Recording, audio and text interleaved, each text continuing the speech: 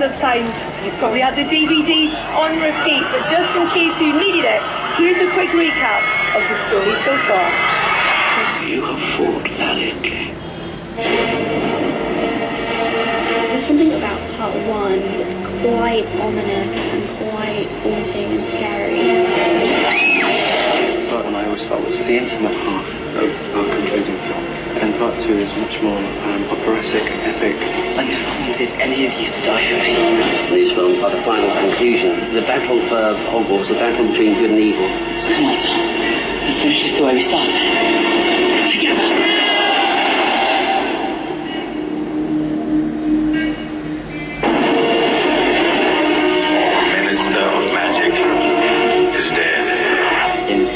The Ministry is fallen under the control of Voldemort and the Death Eaters.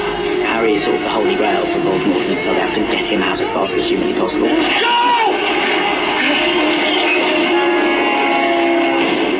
Voldemort has split his soul into 7 pieces to make him immortal. And he's hidden these 7 pieces of his soul in different objects.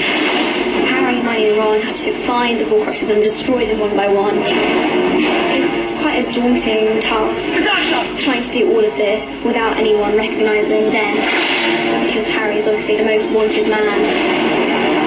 Harry and Ron and Hermione are on the run. Kind of out of the safety of Hogwarts. We could get attacked at any moment and nowhere's safe. Like any good thriller, it's twists and turns and intrigue. Dumbledore leaves Hermione a children's book, which is sort of puzzling. It only comes to have real meaning at the end of part 1, when she sees a symbol in it she doesn't really recognise the Deathly Hallows. It's the mark again. They go to the only person they know who has any contact with it, Xenophilius Lovegood, and he explains that it's part of wizard mythology. Well, it's the sign of the Deathly Hallows, of course. The Elder Wand. The Resurrection Stone. The Cloak of Invisibility. Together, they make one Master of Death.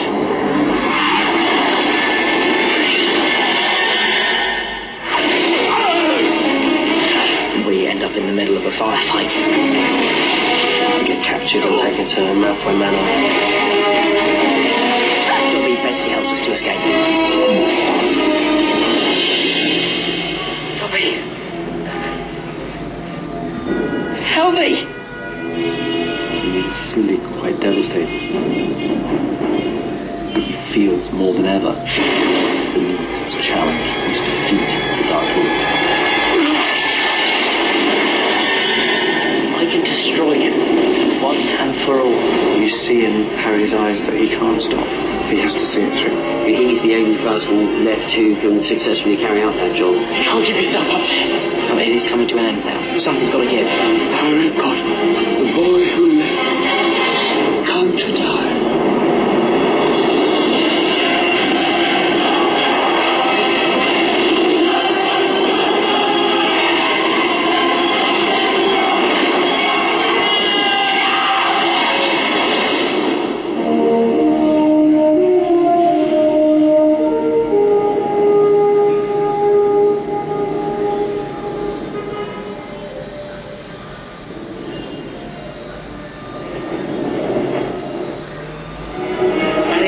Visually stunning.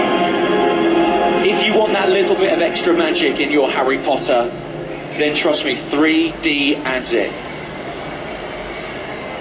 Guys tonight, so thank you for being there.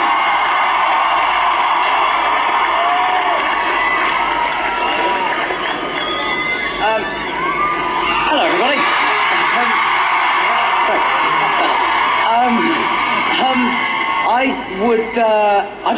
I will disagree with you on one point there, David, which is I don't think the end of the story happens tonight,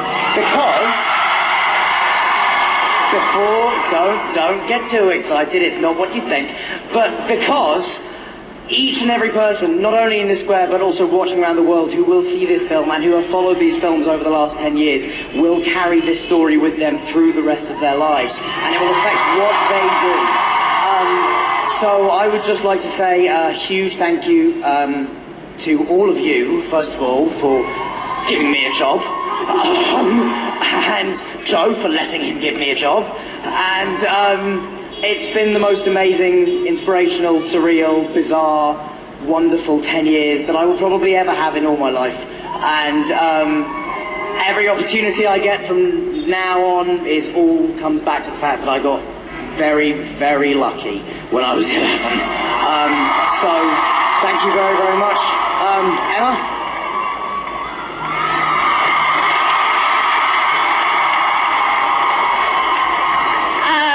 I'm going to voice what I think everyone in the crowd is already thinking, which is that, Dan, you didn't get lucky. You were and are the perfect Harry and will be forever. Thank you. I know that's not really my place to say, it's actually Joe's, but she chose Dan too. I want to say thank you to David Barron and David Heyman. You've both been like fathers to me. David Yates, you taught me so much more than, you know, I'm so lucky to take everything that you've taught me with me.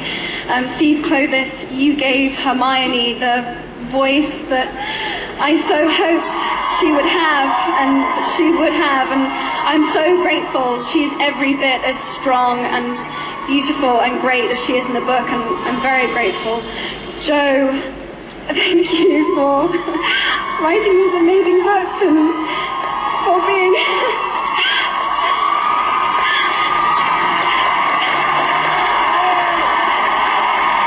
That's it, I've gone.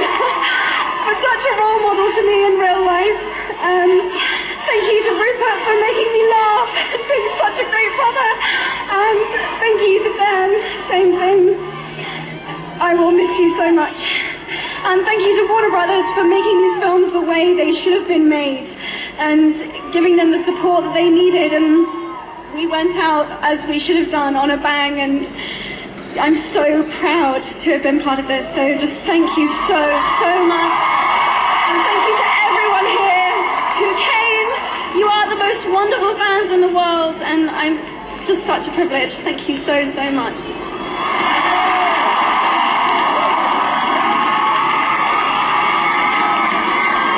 Oh God. Wow. I'm really not very good at goodbyes. This has been such an emotional week. A year ago when we finished, I kind of thought I was kind of coming to terms with it and able to move on, but this really has been such an important part of my life, and yeah, I want to thank all of you who have just made this these last 10 years just the best half of my life, and and I'm just so pleased I've shared it with you two, because I love you. I really do. And oh God, and David, I just don't know what to say. I mean, thank you doesn't seem to be kind of a strong enough word, but this has just been kind of. I mean, I'm never going to have this again. This is just, we're going to have to make the most of this and just enjoy it. And thank you to all of you as well. Just amazing. It's just, I'm finding it hard to now string together coherent sentences because it is really emotional. I really, what you've done for ginger people, it's just, I cannot put that into words. So thank you, Joe, and David, thank you so much for everything, and it's just been the best part of my life, as I say. Thank you.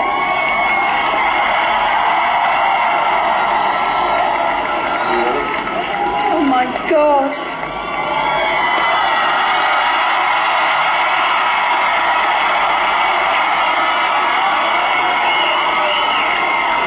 You know what, maybe I'll just write another one, and maybe...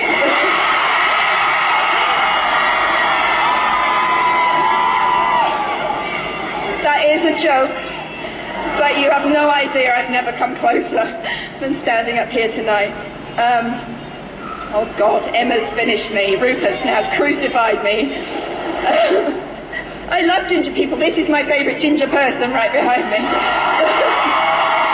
Okay, right. Coherent. So, the first person I need to thank is David Heyman, who persuaded me to trust film people. And we're really here because of him, because it's just incredible to look back and think that I was so wary of the books being filmed, and I would have missed this. So then, I also need to thank David Barron. I'd be surprised if any living human being ever found a bad word to say about David Barron. Just humanly impossible. Steve Clovis, who has been an incomparable collaborator and my dearest friend. I just can't say enough about Steve. Right, calm down. Our amazing directors, from the inspirational Chris Columbus, who put this family together and just set us on the right track. To Alfonso and Mike, who each brought their own stunning vision to the film. And lastly, and what can I say that's enough about David Yates, who's directed the last three, and four, I knew that. 3 books, 4 films, that's right. And I just know that everyone who watches Deathly Hallows Part 2 is going to see that he steered us home magnificently. It's incredible.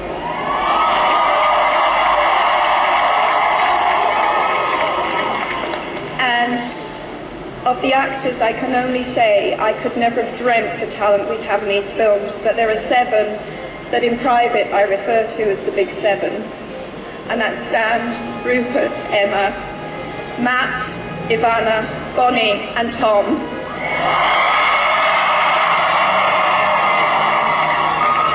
And they cannot know how much I love them, what amazing things they did for my favourite characters, and I just thank them for lending us their talent and all their hard work. And then finally, as everyone else has said, but I need to say it most of all, no story lives unless someone wants to listen. So thank you, all of you.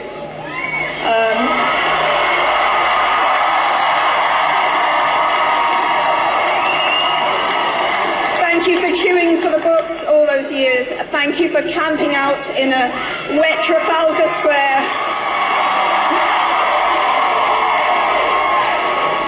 And you know what? Oh no, I'm already crying, don't.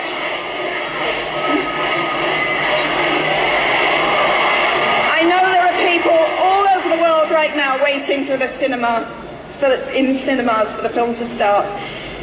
But Dan has already said it, the stories we love best do live in us forever. So whether you come back by page or by the big screen, Hogwarts will always be there to welcome you home. So we're going to roll the film now. Thank you so much.